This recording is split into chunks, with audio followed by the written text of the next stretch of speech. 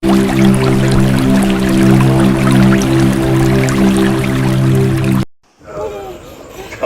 عليكم ورحمة الله وبركاته. الحمد لله رب العالمين والصلاة والسلام على رسول الله صلى الله عليه وعلى آله وأصحابه أجمعين. أما بعد، فأعوذ بالله من الشيطان الرجيم. بسم الله الرحمن الرحيم.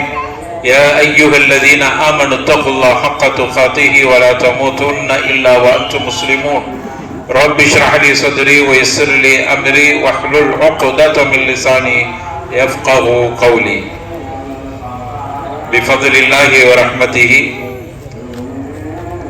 அல்லாஹ்வுடைய கிருபையால் நேற்றைய தினம் இமாம் புகாரி ரஹ்மத்துல்லாஹி அலைஹி அவர்களுடைய வரலாற்று சுருக்கத்தை பார்த்தோம். இன்றைய தினத்தில் இரண்டு தலைப்புகளை பற்றி பேச வேண்டியிருக்கிறது. ஒன்று, இமாம்களின் தொடரில இமாம் முஸ்லிம் ரஹ்மத்துல்லாஹி அலைஹி அவர்களுடைய வரலாற்றின் சிறிய ஒரு பகுதியை மட்டும் சொல்லிவிட்டு, புனிதமிக்க லைலத்துல் கத்ர் இரவினுடைய மகத்துவத்தையும் அதில் நாம் செய்ய வேண்டிய அமால்களையும் பற்றி பேசுவதற்காக இந்த நேரத்தை நாம் எடுத்திருக்கிறோம். குறிப்பாக நாம் எடுத்துக்கொள்வோம். அடுத்த அருமையானவர்களே, நம்ம இன்னைக்கு மிக சிறப்புக்குரிய ஒரு இரவாகிய இரவை நாம் சந்திக்க இருக்கிறோம். அந்த இரவு லைலத்துல் கத்ருடைய இரவு. லைலத்துல் கத்ர் ஒரு சிறப்புக்குரிய இரவு என்பதை நாம் மறந்துவிடக்கூடாது.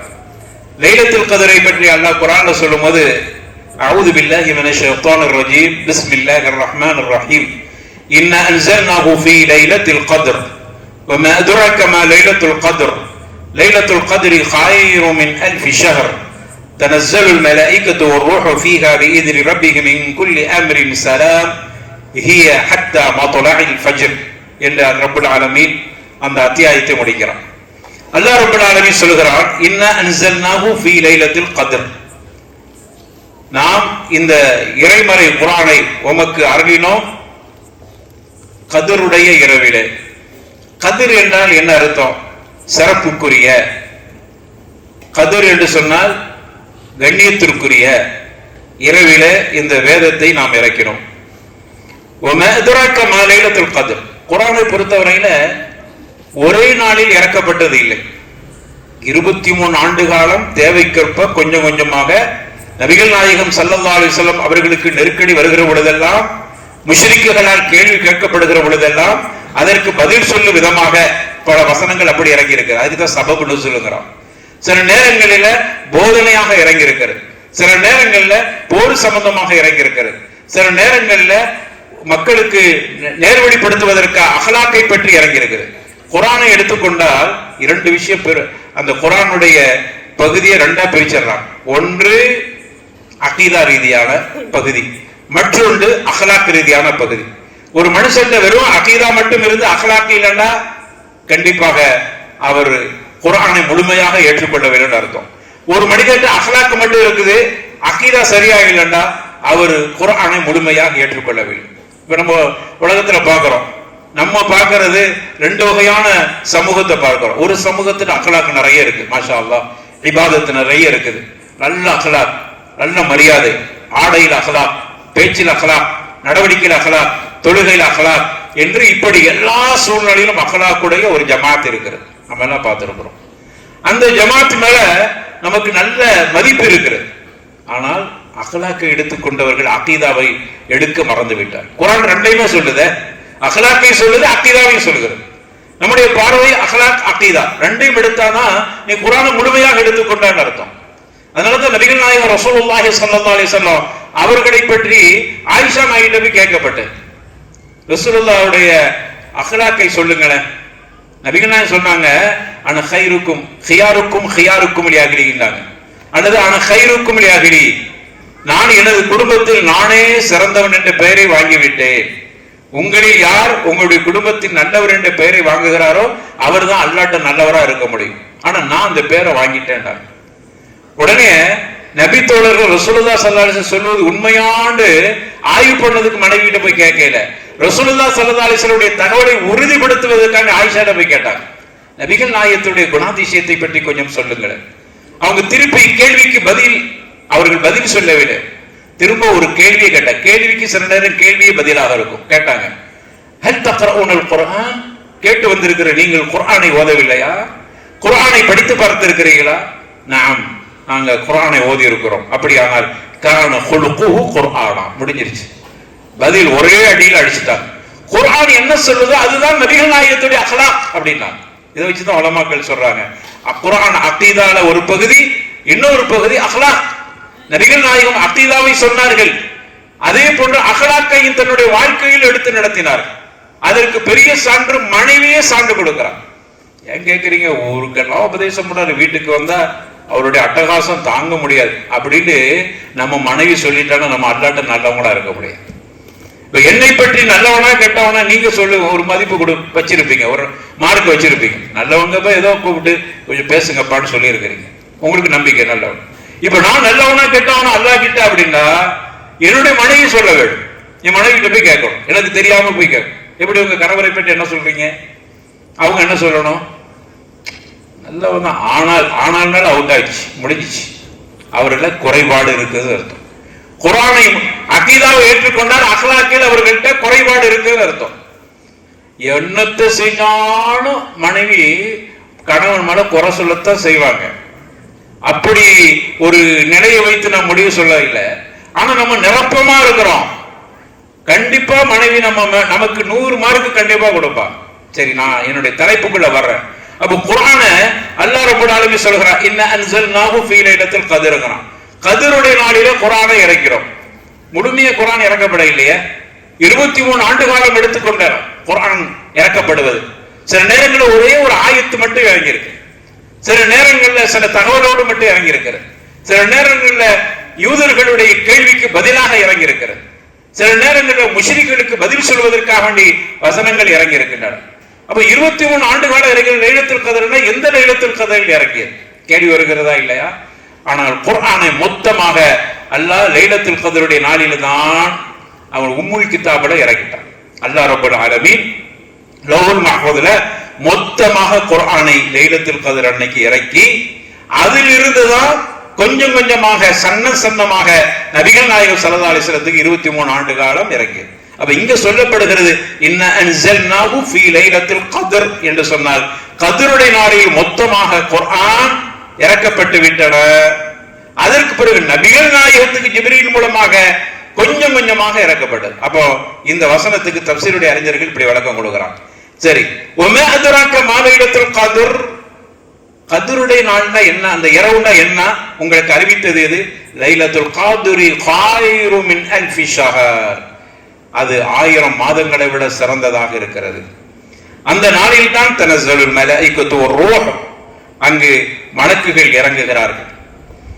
அதே போன்று ரூஹ் என்கிற ஜிப்ரீல் அலைஹிஸ்ஸலாத்து வஸ்ஸலாம் அவர்களும் பீஇத்னி ரப்பிஹிம், அல்லாஹ்வுடைய கட்டளைகளை கொண்டு இறங்குகிறார்கள். மின் குல்லி ஆமிர், எல்லா கட்டளைகளும் அவர்கள் அல்லாஹ்வுடைய அனுமதியோடு இறக்கி வைக்கிறார்கள். சலாம் சொல்கிறார்கள், சாந்தி உண்டாகட்டும், சாந்தி உண்டாகட்டும். எது வரைக்கும்? ஹத்தா மத்லஇல் ஃபஜ்ர், சுபஹ் ஃபஜ்ருடைய வக்த் வர்ற வரைக்கும் இந்த மலக்குகளுடைய தன்சீல் இருந்து கொண்டே இருக்கிறது. தனஸ்ஸல்னா இறங்கிக்கிட்டே தொடராக இறங்குறதுக்கு தான் அந்த வார்த்தையை சொல்லுவாங்க. இல்லட்டா ஹுலூல்னு ஒரு அர்த்தம் இருக்குது.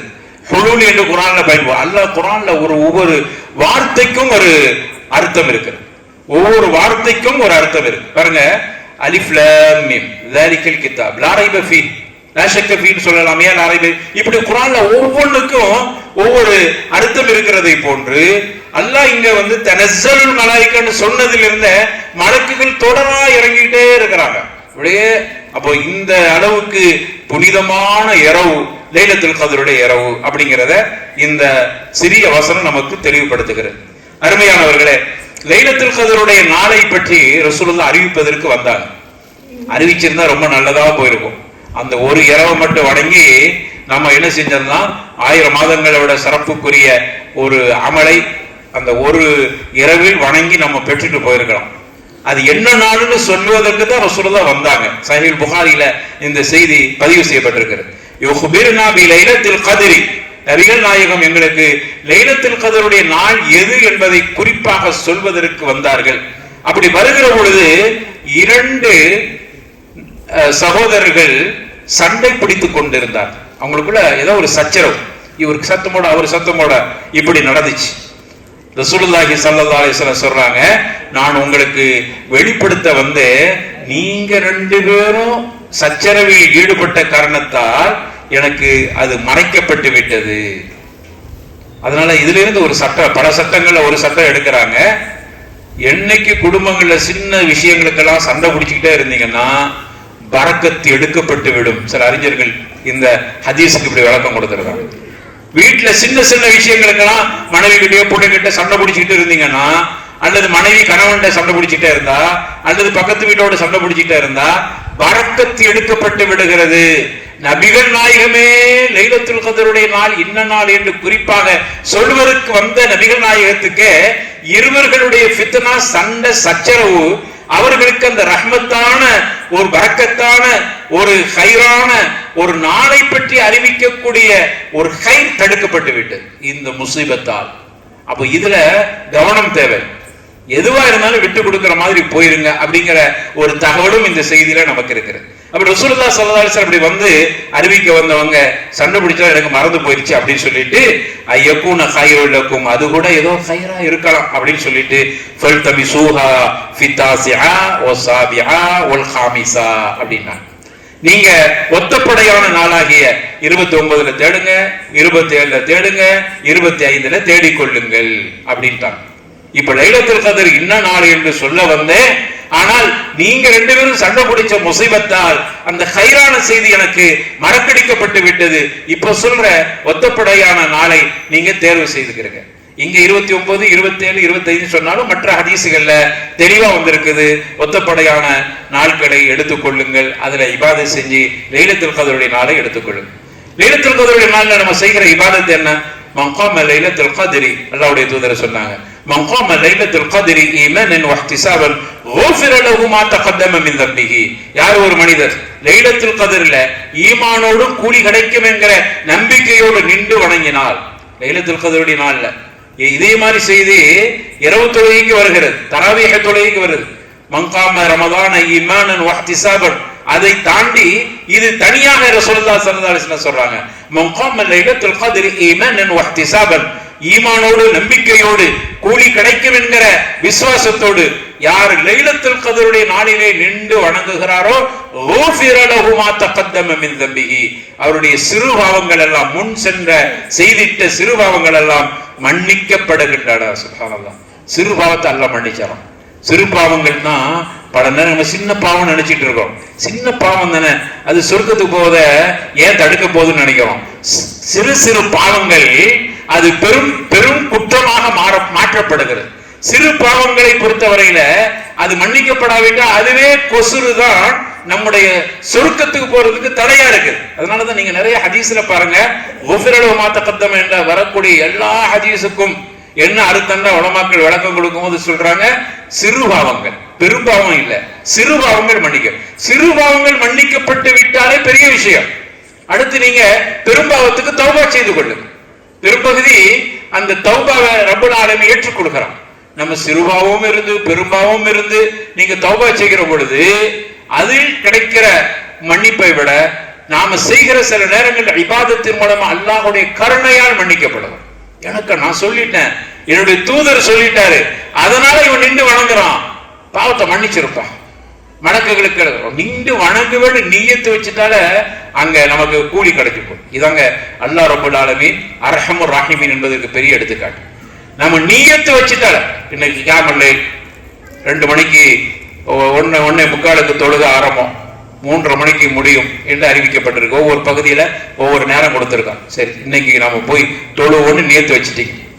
நியத்து வச்சுட்டு வேணுண்டு இல்ல, அந்தன் இல்ல, வேணுண்டு இல்ல, ஏதோ படுத்த கொஞ்சம் அசந்துட்டோம். அப்புறம் பாத்தீங்கன்னா சஹர் நேரத்துல சாப்பிடுற நேரத்துல எந்திரிக்கிறோம், அல்லது ஃபஜ்ர் நேரத்துல எந்திரிக்கிறோம். இப்ப உங்களுக்கு கூலி கிடைக்குமா? நியத்துக்கு எல்லாம் கூலி கொடுத்துறோம். அதனால யாராவது நியத்தை வச்சுட்டு சும்மா போய் படுத்து தூங்கி இது வேணும்னு நடந்தனா அது ஏற்றுக்கொள்ளப்படாது. யதார்த்தமாக நடந்து விட்டார். அப்ப முதல்ல நியத்து வைப்போம். நியத்து வச்சுட்டால ரஹ்மான் நமக்கு அதுல வழிகாட்டி விடுவான். அப்ப எல்லாரும் லைலத்துல் கத்ரை ஹயாத்தாக்கோடு என்று இன்றைய நாளிலே முடிவு எடுத்துக் கொள்ளுங்கள். நியத்து வச்சிருங்க. அல்லாஹ் லைலத்துல் கத்ருடைய நாளை அடைவதற்கு நாங்க ரசூலுல்லாஹ் ஸல்லல்லாஹு அலைஹி வஸல்லம் சொன்ன அந்த இபாதத்துகளை, அந்த ஹதீஸை ஹயாத்தாக்குற மாதிரி அந்த இரவை நாங்கள் ஹயாத்தாக்குவோம் என்கிற ஒரு நியத்தை வைத்துக் கொள்ளுங்கள். அதுவே நமக்கு பெரிய கூலியை கொடுக்கும். நியத்தை வச்ச மாதிரி செயல்படுத்தி விட்டால் அல்லாஹ் பன்மடங்கு நம்முடைய பாவங்களை, சிறு பாவங்களை மன்னித்து விடுகிறான். அந்த லைலத்துல் கத்ருடைய நாளில சிறப்பாக ஓத வேண்டிய துஆ நமக்கு என்ன தெரியும்? அல்லாஹும்ம இன்னக அஃபுவுன் துஹிப்புல் அஃவ ஃபஅஃபு அன்னி. இது ஆயிஷா ரலியல்லாஹு அன்ஹா ரசூலுல்லாஹ்ட்ட கேக்குறாங்க, நாங்க லைலத்துல் கத்ருடைய நாளில என்ன சொல்லணுங்கும் போது கூலி ஆயிஷாவுக்கு சொல்லி கொடுக்கறாங்க. கூலி நீங்க சொல்லுங்க, அல்லாஹும்ம இன்னக அஃபுவுன் துஹிப்புல் அஃவ ஃபஅஃபு அன்னி. அற்புதமான துஆ. அல்லாஹும்ம நம்ம கேட்கிற துஆ பாருங்க. அல்லாஹும்ம இன்னக அஃபுன், இறைவா நீ மன்னிப்பவன், துஹிப்புல் அஃவ மன்னிப்பை விரும்புகிறவன், மன்னிப்பவன் மன்னிப்பை விரும்புகிறவன், ஃபஅஃபு அன்னி என்னை மன்னிப்பாயாக. இதுல சில பேரு அஃபுன் கரீமுன் என்று சொல்றாங்கல்ல, அஸ்ல் அல்லாஹ் உலமாக்கள் அதை சுட்டி காட்டுறாங்க. கரீம்ங்கிறது நல்ல வார்த்தை, அல்லாஹ்வுடைய பெயர். அதனாலதான் ரமதான் கரீம் என்று சொல்லக்கூடாதுப்பா. நம்ம நிறைய பேர் அறியாம ரமதான் கரீம் சொல்ற பழக்கம் இருக்குதா? சொல்லக்கூடாது. கரீம்ங்கிற யாரோட பேரு? ரப்போட பேர். ரமதான் முபாரக்னு வேணா சொல்லிக்கலாம், அதுலயே இஃப்திலாஃப் இருக்கிறது. ஆனா எதை சொல்லக்கூடாது? கரீம் சொல்லக்கூடாது. அப்ப இங்க கரீம்ங்கிறது அல்லாஹ்வோட பேர் தானே. சில பேரு இந்த துஆவை ஓதுவோம், அல்லாஹும்ம இன்னக அஃபுன் கரீமுன் துஹிப்புல் அஃவ ஃபஅஃபு அன்னிங்கறார். அல்லாஹ் நீ மன்னிப்பவன், கரீமானவன், சங்கை பொருந்தியவன், தாராளமானவன், துஹிப்புல் அஃவ அழகாத்தானே இருக்குது. அல்லாஹ்வை புகழ்றது தானே அழகாத்தான் இருக்குது. ரசூலுல்லாஹ் ஒரு விஷயத்தை சொல்ல இல்லைன்னா நம்ம சொல்லக்கூடாது. உண்மையிலேயே அது அழகா இருக்குது, அதுல நன்மை இருக்குதுன்னா ரசூலுல்லாஹ் சொல்லி இருப்பாங்க. ரசூலுல்லாஹ் ஸல்லல்லாஹு அலைஹி வஸல்லம் சொல்லாம இருக்கிற பொழுது அவர்கள் சொன்னதை மட்டுமே சொல்வது சிறந்தது. அதனாலதான் நபிகள் நாயகத்தினுடைய வாயிலிருந்து என்ன வார்த்தை சொல்லப்பட்டதோ அந்த வார்த்தைக்கு முபாரக், அதை மறந்துடக்கூடாது. அதனால எல்லா துவாக்கள்லையும் நபிகள் நாயகம் சொன்ன மாதிரி துவாவுல எதையும் நம்ம இணைச்சிடக்கூடாது. பாருங்க, இப்னு ஹஜர் அஸ்கலானி ரஹிமஹுல்லாஹ் நினைக்கிறேன், அவங்கள்ட்ட கேட்கப்படுகிறது, நாங்க ஸலவாத்து சொல்லும் போது அல்லாஹும்ம ஸல்லி அலா சய்யிதினா முஹம்மதின் வ அலா ஆலி சய்யிதினா முஹம்மத், இப்படி நாங்க சொன்னா எங்களுக்கு நன்மை கிடைக்குமான்னு கேட்கிறாங்க. அப்ப அவங்க சொன்னாங்க, சய்யிதனா ரசூலுல்லாஹ் யாரு? சய்யிதனா தலைவர், சய்யிதனா தலைவர். அதுதான் நம்ம ஆரம்ப காலத்துல அப்படிதான் அத்தஹியாத் ஓதி இருக்கும். ஷாஃபி மதஹபை சார்ந்தவங்க தான் அப்படிதான் அத்தஹியாத் ஓதுவோம். ஸலவாத் அல்லாஹும்ம ஸல்லி அலா சய்யிதினா முஹம்மதின் வ அலா ஆலி சய்யிதினா முஹம்மதின் அப்படிங்கறத நம்ம ஓதுவோம். கமா ஸல்லைத அலா இப்ராஹிம அலா ஆலி சய்யிதினா இப்ராஹிம அப்படிங்கிற இந்த சய்யிதினா சேர்த்துக்கிறோம். அப்ப அவங்கள்ட்ட கேட்கப்படுது, சய்யிதினான்னு நம்ம சேர்க்கிற விஷயமா என்னன்னு. சய்யிதுனா ரசூலுல்லாஹ் நம்முடைய தலைவர், அதுல மாற்றுக்கிறதுக்கு இடமில்லை. வேற எவனையும் அந்த இடத்துல தலைவராக நம்ம வைத்துக் கொள்ள மாட்டோம். அது எவனா இருந்தாலும் சரி, நம்முடைய தூதர் கண்மணி நாயகம் முஸ்தபா ரசூலுல்லாஹி ஸல்லல்லாஹு அலைஹி வஸல்லம் தான் நமக்கு சய்யித் தலைவர், சந்தேகம் இல்லை. ஆனால் இந்த இடத்தில் சய்யிதுனா சேர்க்கலாமான்னு கேட்கும் போது அவங்க சொன்னாங்க, ரசூலுல்லாஹ் கிட்ட நாங்க எப்படி உங்கள் மீது ஸலவாத்து சொல்ல வேண்டும் என்று கேட்கிற பொழுது ரசூலுல்லாஹ்வுடைய முபாரக்கான வார்த்தை என்னது? என்ன சொன்னாங்க? அல்லாஹும்ம ஸல்லி அலா முஹம்மதின் வ அலா ஆலி முஹம்மதின், அப்படிதானே சொல்லி இருக்கிறாங்க. அதுல சய்யிதுனா ரசூலுல்லாஹ் சேர்க்க இல்ல. ரசூலுல்லாஹ் சய்யிதுனா சேர்க்காத வரைக்கும் நீங்க ரசூலுல்லாஹ் சொன்ன மாதிரி அந்த லஃப்தில் எந்த இடையூறும் செய்யாம, எந்த இடை சொருகளும் பண்ணாம அப்படியே ஓதுவதுதான் ரசூலுல்லாஹ்வுக்கு நாம் செய்கிற அதப். அது அதவு குறைச்சலா போயிடும். நம்மளா ரசூலுல்லாஹ் கற்றுக் கொடுக்கிற மாதிரி நீங்க இப்படியா கற்றுக் கொடுத்தீங்க, சய்யிதுனாவை ரசூலுல்லாஹ்வை மறந்துட்டீங்களே, நீங்க சய்யிதுனா நான் சொல்லி கொடுக்கிற மாதிரி. நவுது பில்லாஹ், அதவு குறைத்தல், அது ஒழுக்கக்கேடு, ரசூலுல்லாஹ்வுக்கு செய்ய வேண்டிய தவாது இல்லாமல் ஆகிடும். அதனாலதான் இப்னு ஹஜர் அஸ்கலானி அதை கண்டிக்கிறாங்க, சய்யிதுனா சேர்க்கிறது சிறந்தது இல்லை. சரி, அப்ப அதனால எந்த ஒரு வார்த்தையும் சிறப்புக்குரிய வார்த்தையா இருந்தா நமக்கு சிறப்பா தெரியும். ஆனா அது நீங்க நம்ம சேர்த்துடக்கூடாது. அல்லாஹ் ரசூல் எப்படி சொல்லி தந்தாங்க அப்படியே ஓதும். சில பேர் கூட துவா ஓதும் போது ரப்பனா ரப்பி ரஹமுஹுமா கமா ரப்பயானி சகைரா. குர்ஆன்ல அப்படிதான் இருக்கு. நீங்க சில பாருங்க பன்மையா ஓதுறங்கிற பேர்ல ரப்பனா ரப்பி ரஹமுஹுமா கமா ரப்பவுனா சிகாரா அப்படின்னு ஓதுவாங்க. அது பன்மையா ஓதுறான். ரப்பனா ரப்பி ரஹமுஹுமா கமா ரப்பயானி சகைரா. நான் சிறுவராக இருக்கும் போது அப்படிங்கிறத நாங்கள், நீங்க எல்லாரும் ஆமீன் சொல்லும் போது இமாம் துவா ஓதும் போது இப்படி ஓதுவார். அப்படி ஒரு ஓதுதல் இருக்குதுன்னு சொல்லுவோம். அப்படி ஒரு கிராத் இல்ல. அப்படி ஒரு கிராத் இருந்தா பிரச்சனை இல்லை. இவரா பன்மையாக்குற. யாரோ ஒரு இமாம் சொல்லிட்டு போயிட்டாங்களா, பன்மையா ஓதும் போது பன்மையா சொல்லு, ரப்பனா ரப்பி ரஹமுஹுமா கமா ரப்பவுனா சிகாரா, நாங்கள் அப்படின்னு வரணுங்கிறதுக்காக. நீ குர்ஆனுடைய வசனத்தை நம்மளே திருத்தி சொல்ற மாதிரி. அதனாலதான் இந்த மையத்து தொழுகையில கூட பெண்ணுக்கு ஆணுக்கு முதக்கரா இருந்தா கேன் சொல்லுவோம், மன்னசா ஹா சொல்லுவோம், மன்னசா இருந்தா ஹா ஹூ ரெண்டு இருக்குல்ல. ரப்பி ரஹமுஹுமா ரப்பி ரஹம் அல்லது இப்படி சொல்றோம், அல்லாஹ் மக்ஃபிர் லஹு. பெண்ணா இருந்தா பெண்ணு மையத்தா இருந்தான்னு சொல்லுவாங்க, அல்லாஹ் மக்ஃபிர் லஹா சொல்லி கொடுக்குறாங்களா அப்படின்னு சொல்றோம். சில அறிஞர்கள் குறிப்பாக சாலிஹ் இப்னு உஸைமி போன்ற அறிஞர்கள் சொல்றாங்க, முதக்கராவே சொல்லுங்க, ஆணா இருந்தாலும் சரி பெண்ணாலும் முதக்கராவே சொல்லுங்க. ஏன்னா ரசூலுல்லாஹ்வுடைய வாயிலிருந்து எப்படி வந்துச்சு, அல்லாஹ் மக்ஃபிர் லஹு அப்படிதான், அல்லாஹ் மக்ஃபிர் லஹு அல்லாஹ் மக்ஃபிர் லஹு வர்ஹமுஹு அப்படிதான் வந்திருக்கு. ரசூலுல்லாஹ்வுடைய வார்த்தையை அப்படியே சொல்லிட்டு போயிருக்கு. சில அறிஞர்களுடைய கருத்து இதுவே சரியா இருக்குன்னு கூட சொல்றாங்க. இதான் அஃதல் என்று சொல்றாங்க. நம்ம போய் அங்க முதக்கர் மன்னசு இலக்கணத்தை பார்த்துக்கிட்டு ஹா ஹா என்று சொல்லுகிற பொழுது ரசூலுல்லாஹ் சொன்ன வார்த்தையில் நம்ம மாற்றம் கொடுத்த மாதிரி ஆகும். அந்த அளவுக்கு பேணுதலா இருந்திருக்கிறேன்.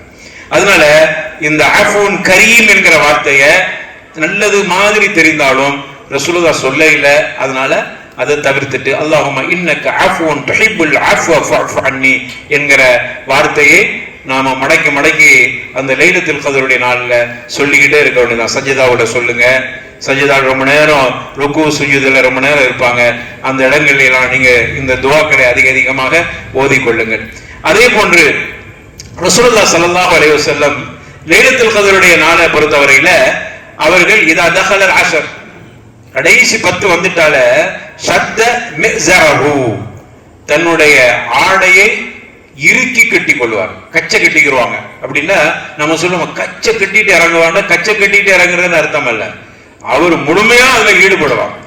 இந்த இடத்துல ஷத்த மிஸரஹு என்று சொன்னால் அவர்கள் உடலுறவு மனைவியோடு சேர மாட்டாங்க. அந்த 10 நாள் இபாதத் மட்டும்தான்.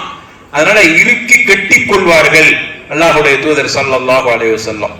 அப்படி கேட்டுட்டு அஹ்யா லைலஹு வஅய்கத அஹ்லஹு, இரவு முழுக்க ஹயாத்தாக்குவாங்க. தன்னுடைய மனைவியையும் எழுப்பி தொழ சொல்லுவாங்க. பெரும்பதி தஹஜ்ஜுத் தொழுகையில நபிகள் நாயகம் ஸல்லல்லாஹு அலைஹி வஸல்லம் மனைவி கிட்ட அனுமதி கேட்டுட்டு அவங்க மட்டும் தான் தொழுவாங்க.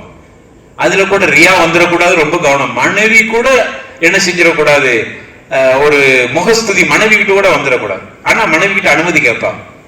நான் இன்று இரவில் நின்று வணங்க வேண்டும் என்று விருப்பப்படுகிறேன், உங்களுடைய கருத்து என்ன? ஆயிஷா சரின்றவாங்க. அப்போ இது மனைவியோட ஹக்கு. அதனாலதான் அந்த அந்த அனுமதி நம்ம கேட்கணும். மனைவியோட ஹக்கு அந்த இரவு என்பது. ரசூலுல்லாஹ் அவங்களுக்கு கொடுக்க வேண்டிய ஹக்கையும் கொடுத்துட்டு அவங்கள்ட்ட அனுமதியோட நின்று வணங்குவாங்க. ஆனா ஆயிஷா நாயகிய அவங்க கடைசி நேரத்துல தான் எழுப்பிடுவாங்க. ஆனா லைலத்துல் கத்ருடைய காலங்கள்ல கடைசி 10 வந்துட்டா அஹ்யா லைலஹு அந்த இரவு முழுக்க ஹயாத்தாக்குவாங்க. வஅய்கத அஹ்லஹு தன்னுடைய குடும்பத்தினர்களை எழுப்பிடுவாங்க. எழுப்பி தொழுங்க, நீங்களும் சேர்ந்து தொழுங்க அப்படின்னு. அப்ப அதனாலதான் ஆணும் பெண்ணும் லைலத்துல் கத்ருடைய நாளை ஹயாத்தாக்கணுங்கிற விதத்துல ரொம்ப நேரம் நம்ம நின்று வணங்கக்கூடிய ஒரு வணக்கத்தை நம்ம வளமையா செஞ்சுட்டு வர்றோம். இது சுன்னாவின் அடிப்படையில். நிறைய பேர் இரவு ஹயாத்தாக்குறத எப்படி புரிஞ்சுக்கிட்டாங்கன்னா, பைக் எடுத்துட்டு அப்படியே இளைஞர்கள் பாருங்க, அந்த கடைசி 10 ஆகிட்டா அப்படியே ரவுண்ட் அடிப்பாங்க. இங்க உள்ள இளைஞர்கள் எனக்கு அப்படி தெரியல, எங்க பதிலும் அப்படி இருக்கிறாங்க. எப்படியா? சரி, அதை நான் சொல்ல விரும்பல. அப்போ நம்ம பதிலாம் பாத்தீங்கன்னா அஹ்யா லைலஹு இரவு நாங்க இரவு ஹயாத்தாக்குறோம். இரவை எப்படி ஹயாத்தாக்குறது? பைக்கள் எடுத்து சுத்துறதா? அருமையான இளைஞர்களே, பொன்னான நேரம் நின்று வணங்க. அந்த இடத்துல நம்ம கேட்கிற துவா லைலத்துல் கத்ருடைய நாளை அடையும். அதுதான் நம்முடைய வைராக்கியம். அந்த 10 நாள் ஏன் ஹயாத்தாக்குறோம்? ஒத்தப்படும் ரசூலுல்லாஹ் சொன்ன ஒத்தப்படை மட்டும் நம்ம செய்யல, 10 நாளை எடுத்துக்கொள்றோம். ஏன்னா இந்த ஹதீஸ்ல 10 நாள் வந்துடுச்சு. இன்னொன்னு என்னன்னா, அதுல முன்ன பின்ன எந்த ஒரு நாளும் நமக்கு என்ன செஞ்சிடக்கூடாது, விட்டு போயிடக்கூடாது என்பதில் கவனம் எடுத்துக் கொள்கிறோம். அதனால லைலத்துல் கத்ருடைய நாள் ரமதானுடைய நாளில தான் வருது, கடைசி 10. அடுத்த வருஷம் பார்த்தோம், அடுத்த வருஷம் ஹயாத்தா இருக்கணுமே, உனக்கு உயிர் இருக்குன்னு உத்தரவாதம் இருக்குதா? அதனால வாய்ப்பை பயன்படுத்திக்கணும். முடியாதவங்க, மாத்திரை போடுறவங்க, நைட்ல தூங்கித்தான் ஆகணுங்கிற மாதிரி இப்படி விதிவிலக்கு உள்ளவங்க கூட இந்த இரவு நம்ம விட்டுறக்கூடாதுங்கிறதுக்காக எழுந்து கஷ்டப்பட்டு செய்யும் போது இளைஞர்களே அருமையான வாய்ப்பு எல்லாம் கொடுத்து உங்களுக்கு தாக்கத்தை கொடுத்துருக்கான், வலிமையை கொடுத்துருக்கிறான், உங்களுக்கு நின்று தொழுகிற பாக்கியத்தை கொடுத்திருக்கிறான். நிறைய பேருக்கு ருக்கு செய்ய முடியல, சுஜூது செய்ய முடியல, சஜதால ஒழுங்கா இருக்க முடியல. இப்படிப்பட்ட குறைபாடுகளோடு பெரியவங்க இருக்கிறாங்க. அல்லாஹ் எல்லா பாக்கியத்தையும் எல்லா அருளையும் சிஹத்தை தந்திருக்கிறான், ஆரோக்கியத்தை தந்திருக்கான், நியமா.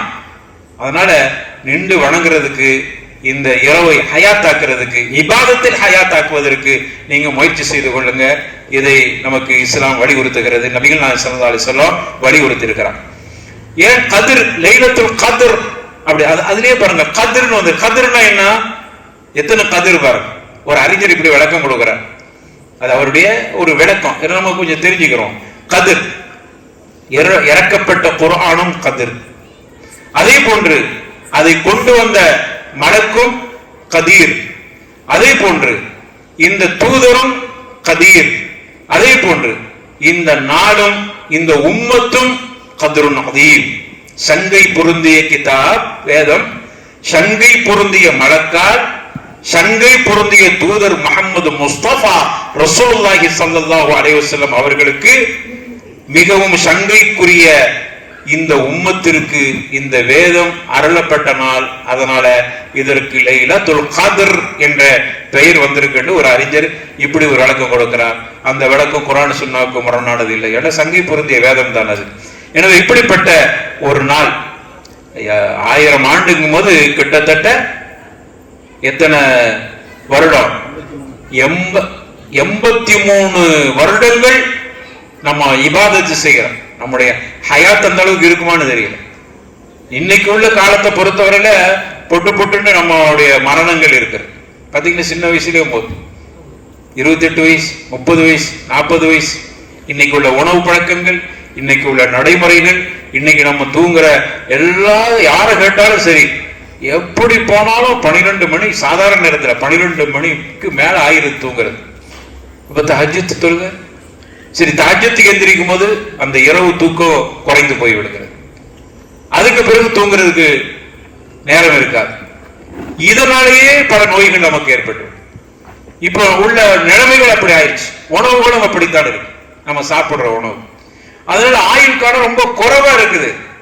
இதை நம்ம முதல்ல நினைக்கணும். அல்லாஹ் நமக்கு கொடுத்த ஆயுள் காலத்தை சரியா பயன்படுத்தி கொள்ளணும். அப்படியானால் ஒரு இரவில் 83 ஆண்டு காலம் இபாதத்து செய்த ஒரு நன்மை கிடைக்க இருக்கிறது என்று சொன்னால் அல்லாஹ் எனக்கு கொடுக்கிற மிகப்பெரிய அருள் கொடை. நான் அவ்வளவு காலம் ஹயாத்தா இருப்பானா என்பதற்கு உத்தரவாதம் இல்லை. கொஞ்சம் ஒரு 50 வயசை தாண்டிட்டாலே இன்னைக்கு நிலைமை கை காலம் ஆட ஆரம்பிச்சிருச்சு. எங்க இருக்கிறது 83 வருஷம்? சரி 83 ஆண்டு காலம் வாழ்ந்தாலும் 83 ஆண்டுகளை கழிக்க வேண்டிய காலம் எவ்வளவு இருக்கிறது? வியாபாரத்துக்கு, நம்முடைய வீணான விஷயங்களை செலவழித்தது, நம்முடைய பொழுதுபோக்கு, நம்ம தூங்குனது என்றெல்லாம் கழிச்சுட்டு பார்த்தீங்கன்னா மொத்தத்துல 10 வருஷம் அவ்வளவுதான் நம்முடைய இபாதத்து வந்து நிற்கும். அதுல எத்தனையோ விட்டு இருப்போம், அதெல்லாம் கழிச்சு போனா போயிட்டு போது பார்த்தா 10 வருஷம் தான் இருக்கும் நம்முடைய இபாதத்தை பொறுத்தவரை. அல்லாஹ் நமக்கு கிஃப்டா தரலாம். 83 ஆண்டு காலம் நீ செய்த இபாதத்திற்கு ஈடான நன்மை கிடைக்கிறது. அல்ஃபு ஷஹர், எவ்வளவு பெரிய பாக்கியம். அப்ப லைலத்துல் கத்ருடைய நாளை கண்டிப்பா விட்டுறாதீங்க. அல்லாஹ் கொடுக்கிற பெரிய பாக்கியம். எவ்வளவு காலம் நான் ஹயாத்தா இருப்பேன்னு தெரியல, அல்லாஹ் 83 ஆண்டு காலம் நான் செய்கிற இபாதத்திற்குண்டான கூலியை எனக்கு தருகிறான் என்று சொன்னால் அதை நாம் கண்டிப்பாக விட்டு கொடுத்திடக்கூடாது. அல்ஃபு ஷஹர் கிடைக்கிற ஒரு பெரிய பாக்கியம். லைலத்துல் கத்ருடைய அடையாளங்களோட கூட நபிகள் நாயகம் லேசா சொல்லிட்டு போயிருக்காங்க. நிறைய பலகீனமான ஹதீசுகள் சொல்லப்பட்டாலும் கூட இமாம் அல்பானி போன்ற அறிஞர்கள் சில ஹதீசுகளை ஹசன் என்கிற தரத்தில் பதிவு செஞ்சிருக்கிறாங்க. லைலத்துல் கத்ருடைய நாளில் பகலில் சூரியன் கொஞ்சம் சூரிய வெளிச்சம், சூரியத்தினுடைய வெப்பம் குறைவாக இருக்கும். அதுல பெரிய அந்த சொல்லுவாங்களே, அதாவது மிகப்பெரிய தாக்கம் இருக்காது. அதே போன்று ரொம்ப சூடு இல்லாம ஹாரும் பாரிதும் கலந்து இருக்கும், ரெண்டுக்கும் மத்தியில பெரிய வெப்பமும் இருக்க, பகல் நேரங்கள்ல வெப்பமும் இல்லாம அதே போன்று குளிரும் இல்லாம சமமான ஒரு அளவுல வெப்ப தட்பநிலை சரியாக இருக்கும். சரியாக சொல்ல வேண்டுமானால் இப்படி இருப்பது அன்று இரவு லைலத்துல் கத்ர் நடந்ததா.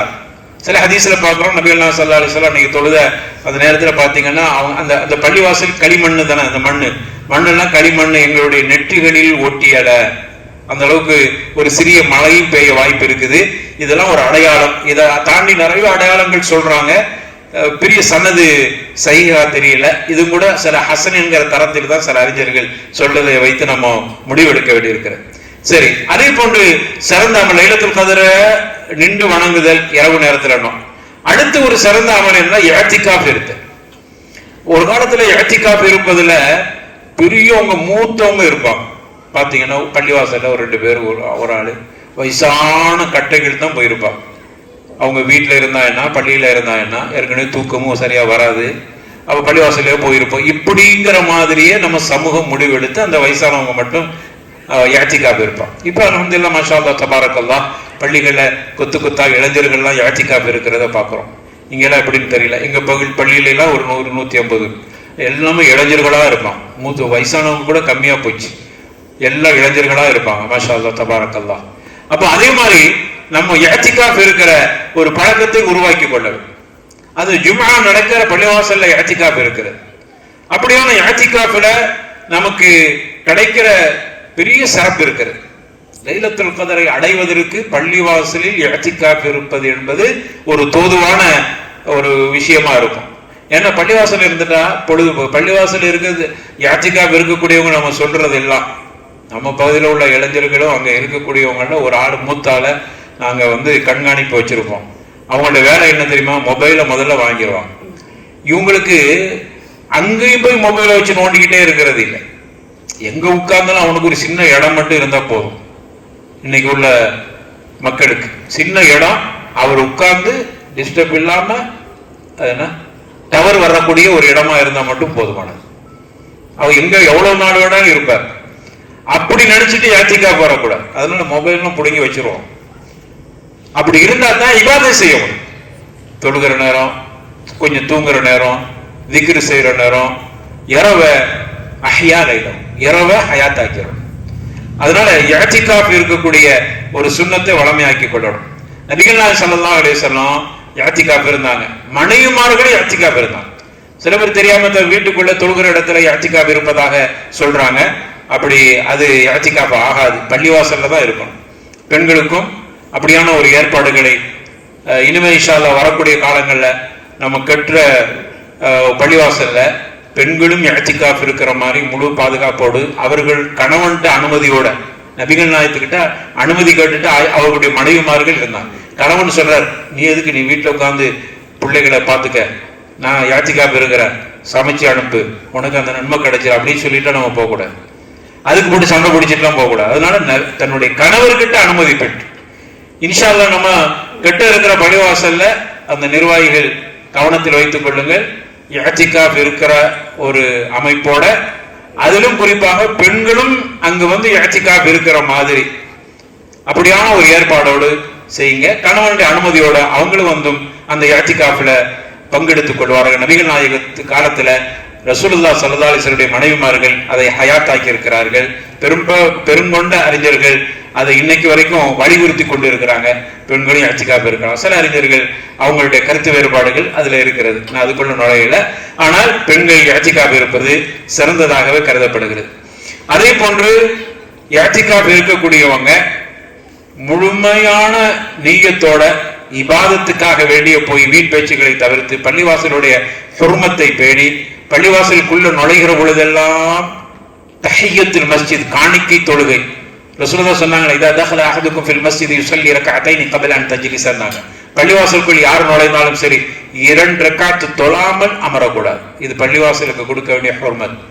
அப்ப நம்ம கெட்ட பள்ளிவாசல், நம்ம போகிற நுழைகிற பள்ளிவாசல், அது எந்த நேரத்தில் இந்த ஹதீஸுக்கு பெருங்கொண்ட அறிஞர்கள் என்ன சொல்றாங்க, தொழக்கூடாத நேரத்தில் ஒரு மனிதன் நுழைந்தார். 3 நேரம் தொழக்கூடாது.